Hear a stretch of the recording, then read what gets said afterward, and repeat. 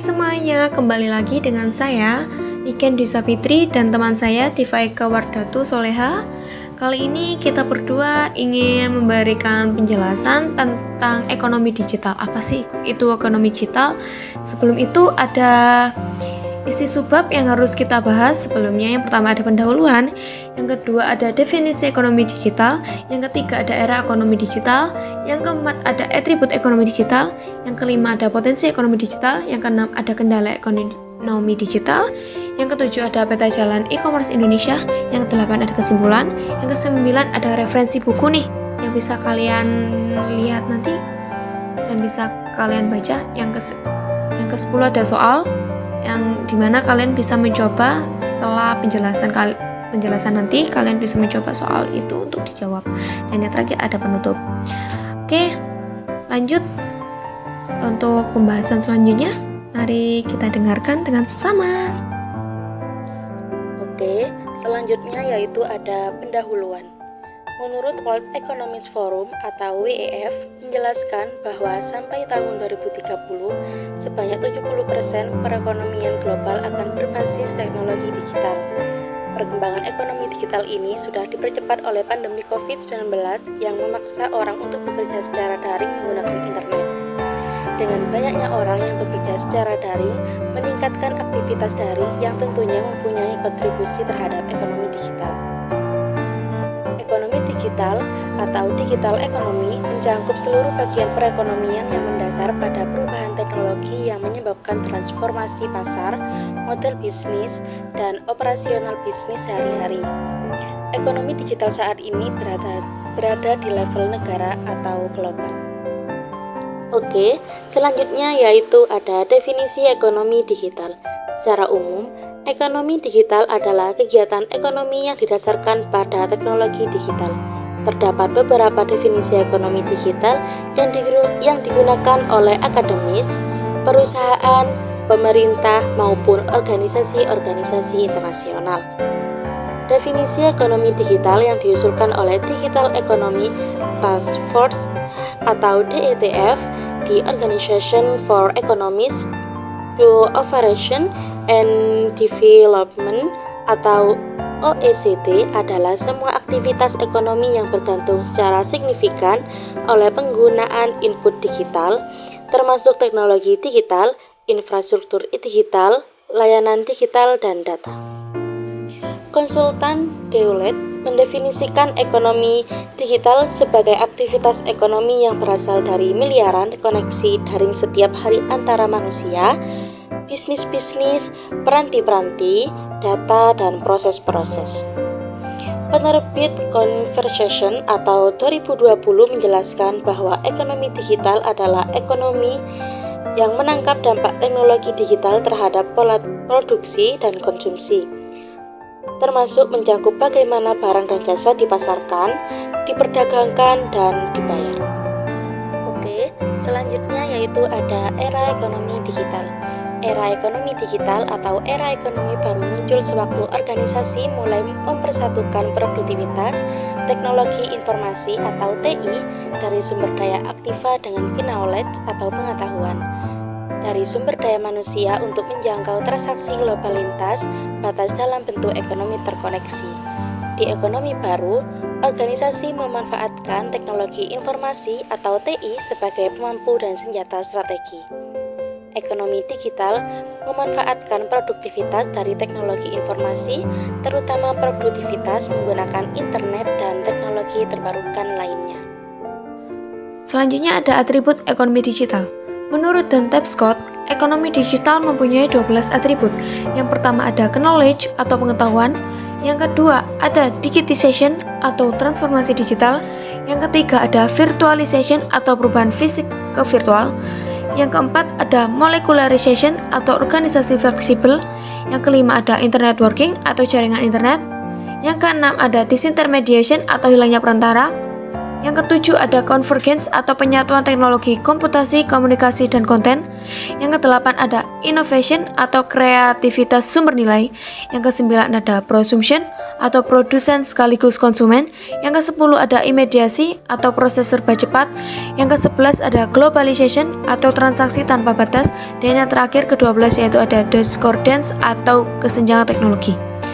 Jadi 12 atribut menurut Don Tapscott ini memiliki hubungan bahwa semua atribut tersebut saling terkait dan membentuk fondasi utama dari cara ekonomi digital bekerja. Oke, lanjut ke potensi ekonomi digital. Indonesia mempunyai potensi yang amat sangat besar untuk masuk ke new economy saat ini. Potensi ini dapat dilihat dari beberapa kinerja yang sudah dicapai oleh ekonomi digital di Indonesia. Yang pertama ada perkembangan transaksi e-commerce di Indonesia. Yang kedua ada pembelajaran daring. Yang ketiga ada penggunaan internet. Yang keempat ada penggunaan piranti gerak atau mobile device atau ponsel. Dan yang kelima ada net generation. Dan yang terakhir ada pergeseran ke perusahaan digital. Oke, selanjutnya ada data grafik dari potensi ekonomi digital. Yang pertama ada perkembangan transaksi e-commerce di Indonesia. Sumber data yang saya dapat itu dari Electronic Economy CEA. Dan yang sebelah kanan ini ada penggunaan internet. Yang sumber data saya dapatkan itu dari Asosiasi Penggunaan Jasa Internet Indonesia atau APJII. Bisa dilihat ya dari data grafik yang saya dapatkan dari beberapa kinerja yang sudah dicapai. Pada dasarnya grafik tersebut selalu naik setiap tahunnya meskipun tidak melonjak. Tetapi setiap tahunnya grafik tersebut naik secara signifikan dan bertahap. Oke, lanjut ada kendala ekonomi digital. Selain potensi ekonomi digital besar, masih ada beberapa kendala yang masih dihadapi Indonesia saat ini. Yang pertama ada digital device, yaitu tentang kesenjangan digital yang dimana pembeli online terbanyak masih berasal dari daerah Jakarta, Surabaya, Bali, dan juga Yogyakarta. Lanjut, yang kedua ada kesenjangan informasi, yang dimana kendala ini tuh tentang informasi asimetris antara penjual dan pembeli. Yang kadang penjual itu menyembunyikan informasi penting terhadap produk yang dijualnya dan mengirim produk yang dapat mengecewakan pembeli. Yang ketiga ada keamanan pembayaran. Pembeli online maupun pengguna mobile banking masih sangat khawatir dan mempermasalahkan keamanan pembayaran dengan cara QRIS, transfer, dan menggunakan kartu kredit yang kadang masih bisa orang lain membobol akun ATM kita. Dan yang terakhir ada peringkat ICT atau Information and Communication Technology dan kesiapan jaringan yang masih rendah. Ketertinggalan di perkembangan ekonomi digital ditunjukkan oleh peringkat Indonesia yaitu di posisi 108 dari 167 negara untuk mengembangkan ICT yang belum tinggi. Hal ini kurang lebih meliputi infrastruktur yang belum merata serta kesenjangan akses internet antara perkotaan dan pedesaan.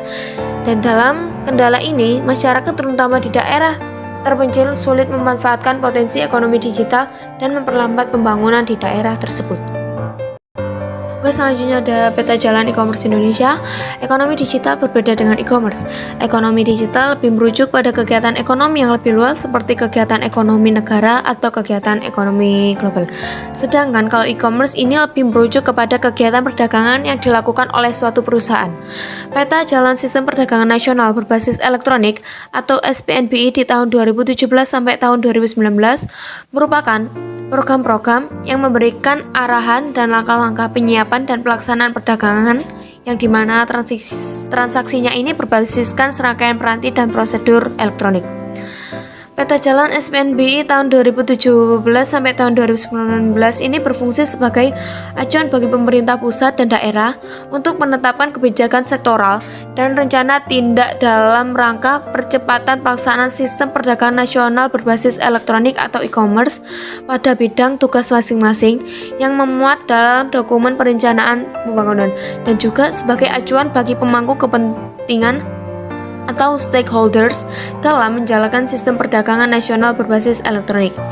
Di tahun tersebut juga, peta jalan SPNBI berisi beberapa program yang akan dibangun, yaitu ada pendanaan, perpajakan, perlindungan konsumen, pendidikan dan sumber daya manusia, infrastruktur komunikasi, logistik, keamanan siber, dan pembentukan manajemen pelaksana peta jalan.